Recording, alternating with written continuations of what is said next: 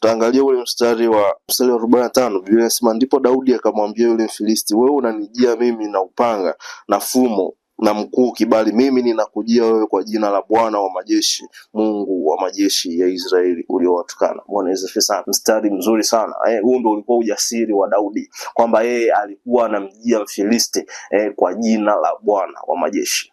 Kwa hiyo tunasema ujasiri katika Mungu, na alipomkabili Mfilisti kwa jina la Yesu, kwa jina la Mungu, kwa jina la Bwana wa majeshi, ndipo alimpiga kwa jiwe moja tu na yule Mfilisti aliondoka chini. Na baada ya hapo tu, kwa ufupi, ukisoma kitabu chote cha waraka wa kwanza wa Samueli 17 ukisoma wote, utaona Daudi baada ya kumwangusha Goliati ndipo alienda akawa mfalme.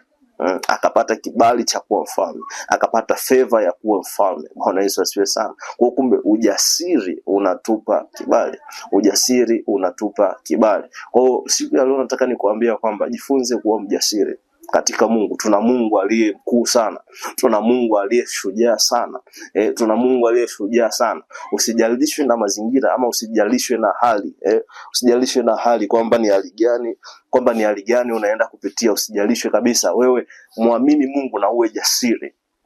Yamkini labda unatamani kuapply kazi mahali, wako watu 1000 wana apply na wanahitajika watu 10 au watu 5 au watu 20. Usikate tamaa, nenda kwa jina la Bwana.